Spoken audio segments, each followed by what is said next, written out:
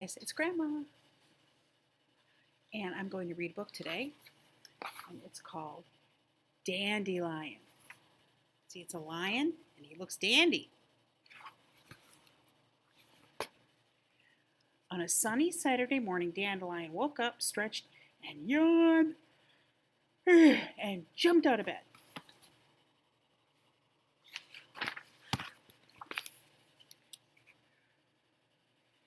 Ooh, okay, hold on.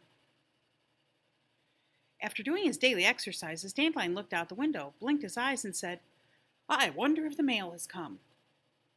He put on his sweater and went outside to the mailbox, and there was a letter, and it was written in fancy gold ink. Dear Dandelion, you're invited to my tea and taffy party on Saturday afternoon at 3:30.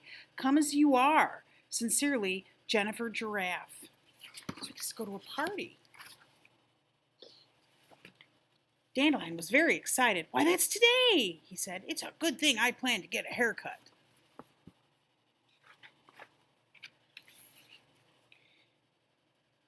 As soon as he'd washed and dried the breakfast dishes and made his bed nice and neat, he ran down the street to the barber shop. Lou Kangaroo had a chair waiting for him. First, he trimmed Dandelion's hair. And, oops, hold on, I'm having trouble turning pages. Blah.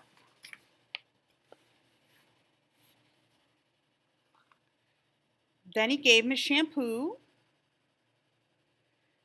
Dandelion thought he should have a manicure too. It's pretty impressive. Most barbers don't do manicures. You got to go to a salon for that.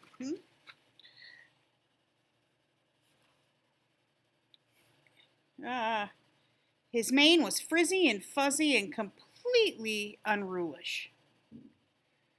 "Maybe a wave would help," Lou suggested, showing him a picture in the latest fashion magazine for lions. Dandelion agreed.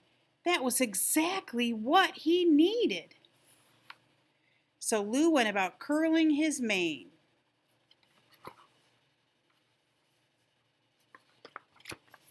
He looked magnificent.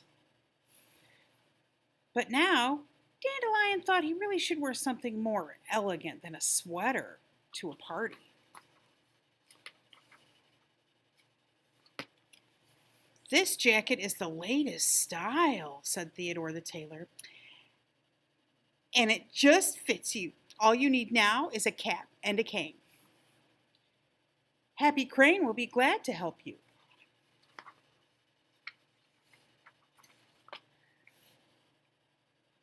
What a dapper dandy he had suddenly become. "It's already 3:30, said Dandelion. "I've just time to get something for my hostess."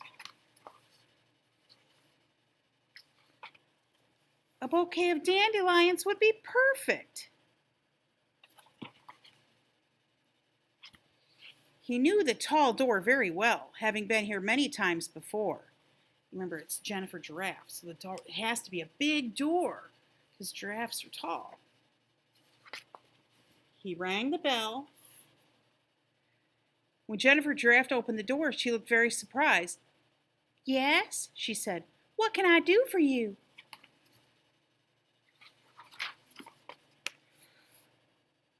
"Why, I've come to your party," he answered. "Oh, I'm sorry, sir, but you are not anyone I know," said Miss Giraffe.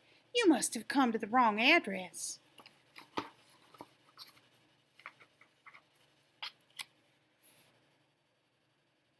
She closed the door right in poor Dandelion's face.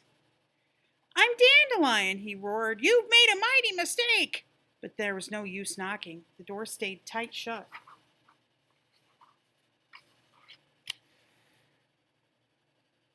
Dandelion began walking back and forth, up and down the long block he paced. And as he paced, the sky grew dark, and a sudden gust of wind sprang up and blew away his beautiful bouquet.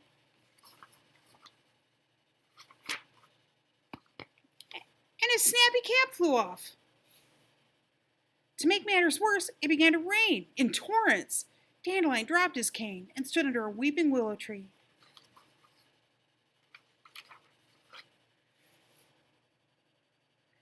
Rain poured down through the branches. Dandelion was soaking wet, and his curls came unfurled. He took off his jacket and hung it on a willow branch. Luckily, he kept on his sweater.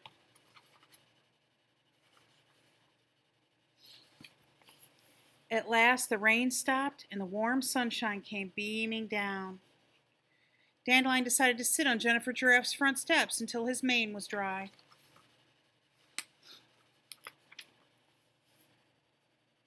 As he sat there waiting, he spied 3 dandelion flowers under the bottom step where they'd been protected from wind and rain. He picked the dandelions and said, "I think I'll try again."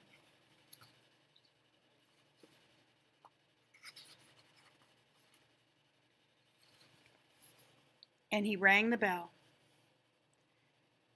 Well, if it is not friend Dandelion at last," said Jennifer Giraffe. "We've been waiting for you for the past hour. I do hope you weren't caught in that awful cloudburst." Everyone at the party greeted him heartily. "Dandelion, hey, how you doing, Dandelion?" Later on, when all the guests were enjoying tea and taffy, Jennifer Giraffe told Dandelion about the silly-looking lion who'd come to the door earlier. Oh, that was him. Dandelion almost spilled his cup of tea as he reared back and laughed uproariously. "Oh, that was me! I was that silly-looking lion!" Miss Giraffe was so flustered she got herself all tangled up in her long pearl necklace. "I do apologize for having closed the door on you," she said, blushing. "I promise never to do such a thing again." "And I promise you I will never again try to turn myself into a stylish dandy," said Dandelion as he sipped his tea. "From now on, I'll always be just plain me." Okay, so I hope you're being good for Mom and Dad, and I hope to see you soon because I miss you. And have a nice day, have a nice sleep, and I'll talk to you later. Love you. Bye.